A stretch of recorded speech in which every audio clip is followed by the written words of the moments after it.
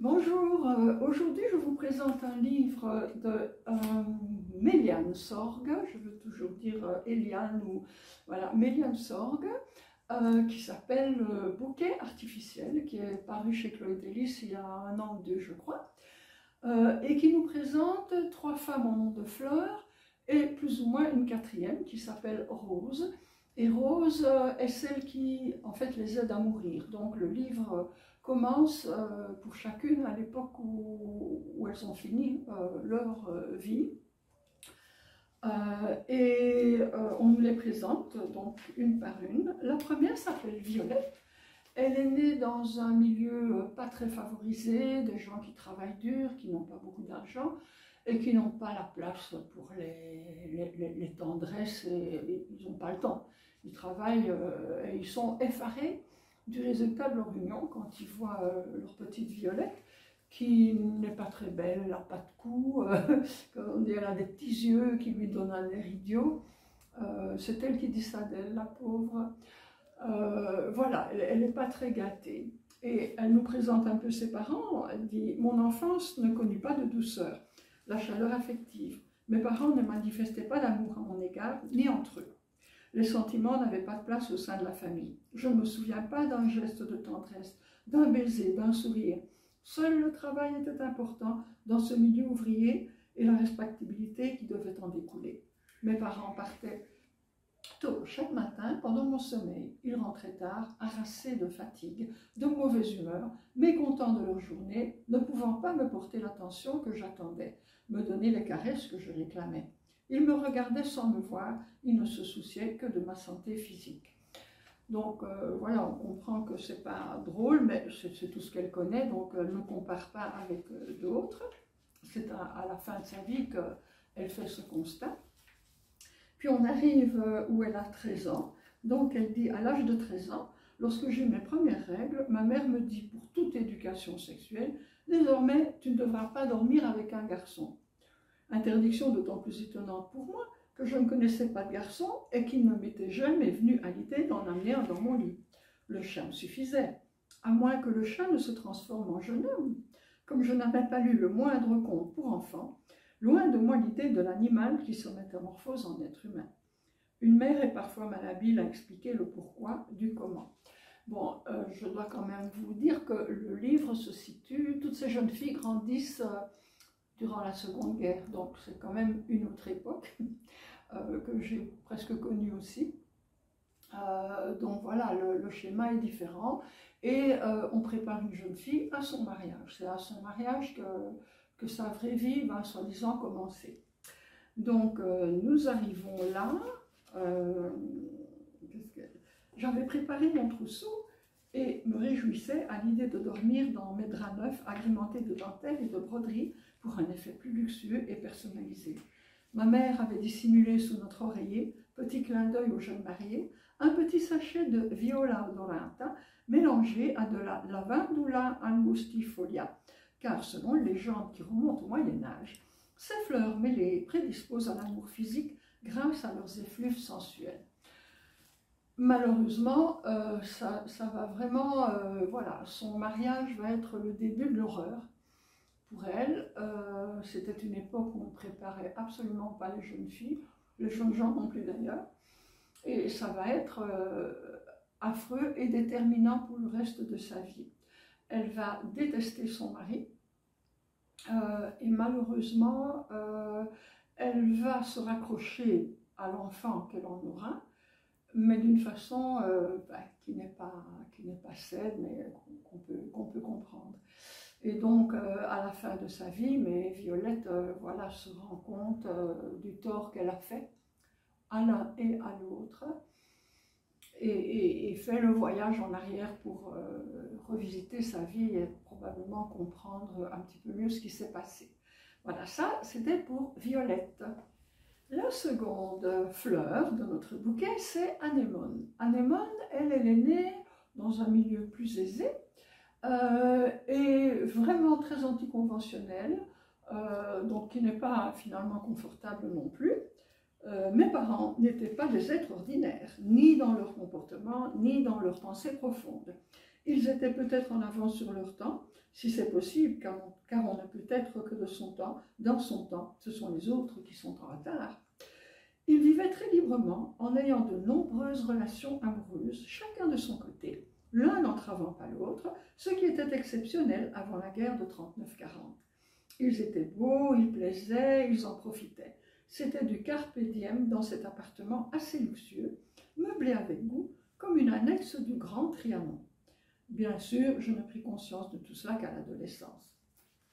Et elle aussi, elle se pose beaucoup de questions avec sa cousine, elle se demande quel genre de mari elles aimeraient, quel genre de mariage elles attendent. Et évidemment, c'est tout très beau, hein, les projets sont magnifiques, comme chez toutes les jeunes filles d'ailleurs, puisque à l'époque, il n'y avait pratiquement pas d'échappatoire au mariage, à part être une vieille fille ou une nonne, hein, ou alors une femme pas sérieuse, bien sûr, mais alors c'était pas tellement souhaitable.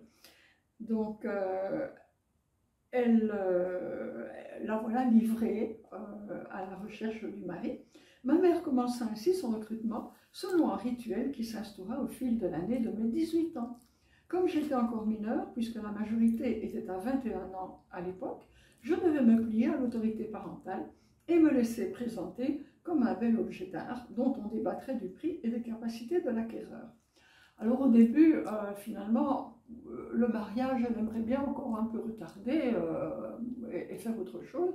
Donc elle repousse les prétendants qui lui posaient des questions, toujours le même genre de questions. Que faites-vous, mademoiselle, comme études? Ce qui appelait la réponse des études d'infirmière. Pourquoi avez-vous choisi cette voie? Parce que je ressens le besoin d'aider les autres. Tenez-vous vraiment à exercer ce métier? Oui, pourquoi me demandez-vous ça?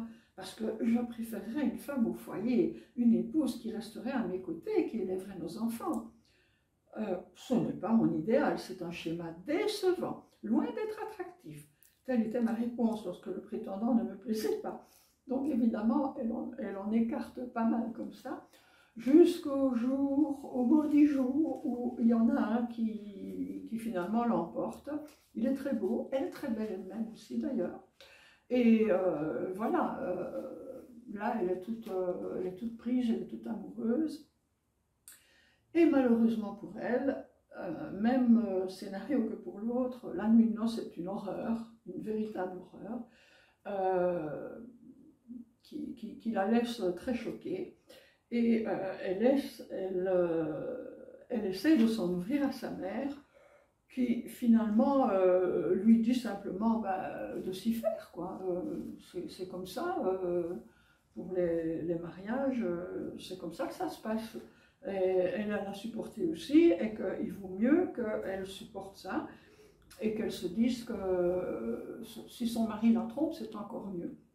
Et elle va également avoir un enfant, et bien entendu, elle va rejeter aussi tout son amour et toutes ces nostalgies sur cet enfant, et ça va également mener à quelque chose de très sombre et de très triste, auquel elle repense à la fin de sa vie en présence de Rose, qui lui fait oublier qu'il est à passer de l'autre côté. La troisième et la dernière de nos fleurs est Marguerite, qui elle est née aussi dans un milieu tranquille, si on veut dire, hein.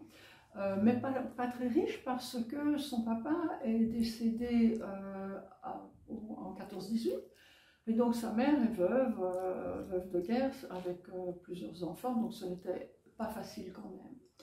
Et donc à un moment donné, un monsieur, quand elle est en âge de se marier, puisqu'on est toujours le mariage, l'étape après la naissance, c'est le mariage, il y a un monsieur qui se présente, qui est plus âgé, et qui dit qu'il est intéressé à elle, et il aimerait l'épouser. Les parents, la maman, puisque le papa n'est plus là, la maman toute seule, est quand même contente, et en réalité elle vend pratiquement sa fille, parce qu'elle dit oui, mais j'en ai besoin, elle rapporte de l'argent à la maison, et ce personnage est riche, et il lui donne une grosse somme. Donc il vient chercher Marguerite, Et elle lui dit, mais pourquoi m'avoir choisi? Vous devez connaître d'autres personnes. Je t'ai vu dans ton berceau lorsque tu étais bébé. Je t'ai connue toute petite. Et maintenant, je te vois belle jeune fille, pleine de qualité. Je vais t'aider à devenir adulte dans de bonnes conditions. Ma mère n'a plus besoin de moi. Ta mère a besoin d'argent et je vais lui en donner. Ta mère veut également ton bonheur. Elle sait qu'avec moi, tu auras plus de chances d'y accéder. Est-ce que j'aurai de belles robes? Oui. Est-ce que j'aurai aussi des chaussures neuves? Oui, tout ce que tu voudras. Tu iras chez coiffeur aussi. Est-ce que nous prendrons la voiture pour aller faire les courses? Oui, elle te plaît cette voiture. J'aimerais apprendre à conduire. Je serais si fière de conduire une voiture. Et heureusement pour elle, voilà, elle n'a pas une noce épouvantable. Ce monsieur est extrêmement gentil, délicat, généreux. Tout ce qu'il veut d'elle, c'est qu'elle lui fasse de bons petits plats, parce qu'il est gourmet, il aime bien manger. Et il veut un héritier, parce que sa première épouse ne lui en a pas donné. Donc, elle est gâtée, elle est très gâtée, elle est heureuse, et elle a un enfant.